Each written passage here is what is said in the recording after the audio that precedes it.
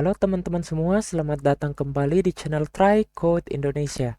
Dan pada video kali ini kita akan membahas kembali mengenai CSS, yaitu melanjutkan materi kita sebelumnya, di mana di video-video sebelumnya kita sudah memiliki folder belajar CSS yang saya letakkan di desktop ini.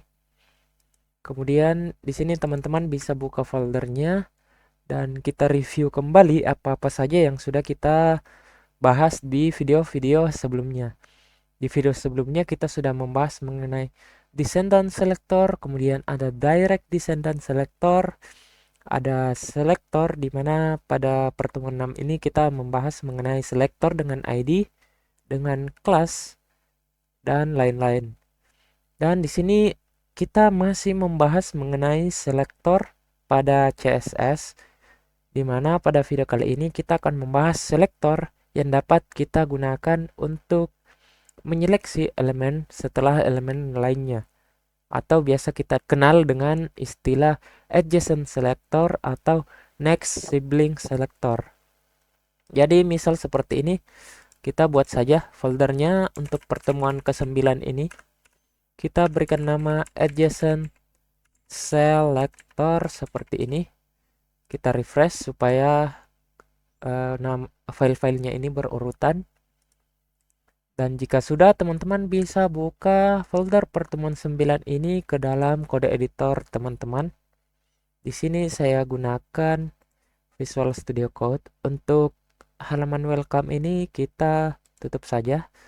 Dan di sini teman-teman bisa buat file HTML-nya, misalnya index.html. Dan kita buat struktur HTML-nya dengan menggunakan tanda seru, kemudian tekan tombol tab. Nah, jika sudah seperti ini, teman-teman jangan lupa untuk membuat file CSS-nya juga. Di sini saya berikan nama style.css seperti ini. Dan di sini teman-teman jangan lupa hubungkan HTML-nya dengan file CSS, di mana href-nya ini kita isikan dengan nama filenya yaitu style.css seperti ini. Dan kita save. Jangan lupa teman-teman juga buka file HTML-nya ini ke dalam browser. Di sini kita bagi dua saja ya, seperti ini. Nah, jika sudah, ini saya geser dulu. Nah, jika sudah, kita buat dulu H1. Misalkan di sini belajar CSS. Kita save, kita refresh apakah sudah muncul. Nah, sudah muncul ya teman-teman. Selanjutnya kita ke bagian style.css. Kita berikan style dulu untuk H1-nya, misalkan font family. Di sini saya ingin gunakan yang ini saja, Arial Helvetica Sans serif. Jika teman-teman belum paham mengenai font family ini, kita akan bahas nanti di video-video berikutnya. Yang jelas font family ini kita gunakan untuk mengubah font dari elemen pada HTML. Selanjutnya di sini saya ingin membuat dua buah link. Untuk href-nya ini saya kosongkan dulu karena kita belum menggunakan href. Misalkan saya buat link untuk home dan saya buat juga link untuk about seperti ini. Jika saya save dan saya refresh, maka sudah ada dua buah link yaitu home dan about. Nah, jadi apa itu adjacent selector? Jadi adjacent selector itu adalah selektor yang kita gunakan untuk menyeleksi elemen yang berada setelah elemen yang kita tentukan. Misalnya seperti ini. Saya ingin menyeleksi elemen A yang berada setelah elemen A. Jadi seperti ini. Saya ingin menyeleksi elemen A yang berada setelah elemen A.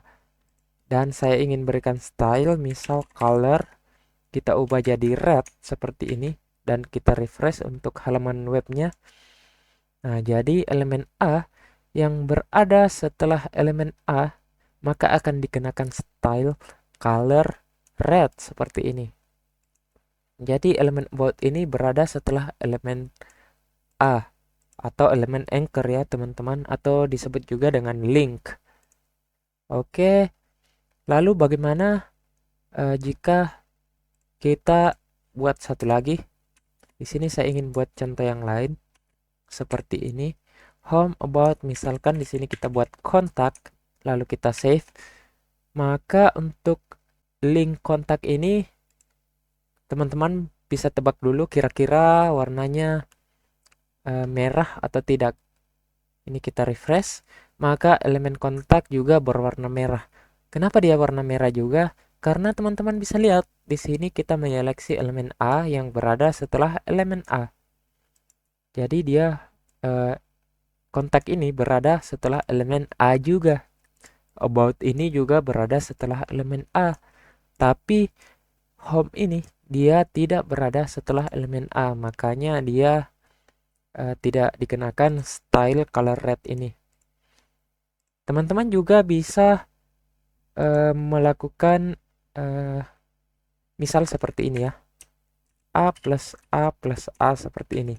Maka jika seperti ini, kira-kira elemen mana yang akan dikenakan color red? Nah, jika kita refresh, maka elemen kontak yang akan dikenakan color red seperti ini. Jadi di sini kita mencari elemen A setelah elemen A yang berada setelah elemen A. Jadi teman-teman bisa lihat kontak ini berada setelah elemen A yang berada di setelah elemen A lagi. Jadi kita bacanya seperti itu ya. Kita baca dari kanan atau teman-teman juga bisa bacanya dari kiri. Misalnya saya ingin mencari elemen A, kemudian setelahnya ada elemen A lagi, kemudian setelahnya ada elemen A lagi. Lalu terapkan color red. Bisa juga seperti itu ya teman-teman. Selain itu kita juga bisa gunakan kelas. Misal seperti ini ya teman-teman. Di about ini kita tambahkan kelas middle. Jadi dia ini middle ya teman-teman. Kita tambahkan misal seperti ini.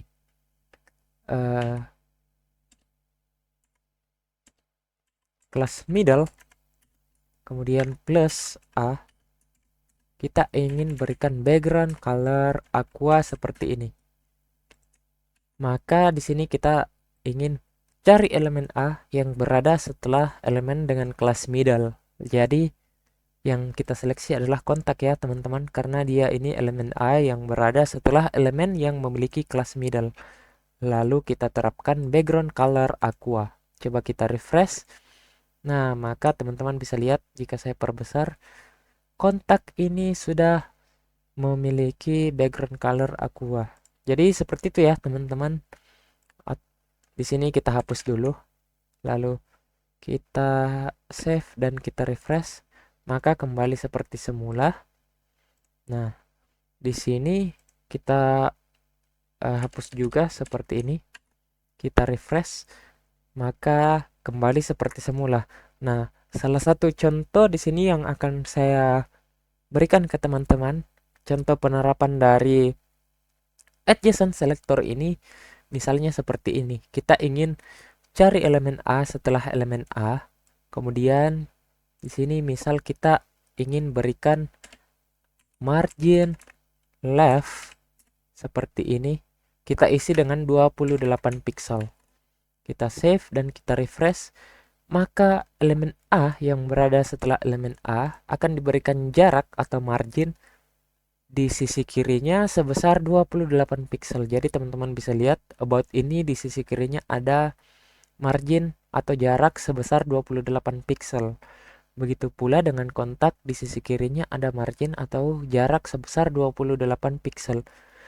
Tapi untuk home dia tidak memiliki jarak di sisi kirinya karena dia tidak berada setelah elemen anchor atau setelah elemen A.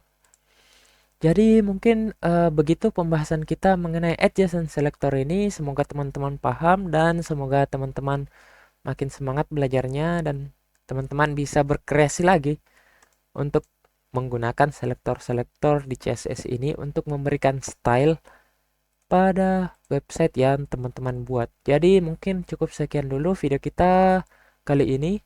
Semoga bermanfaat dan sampai jumpa di video berikutnya. Terima kasih.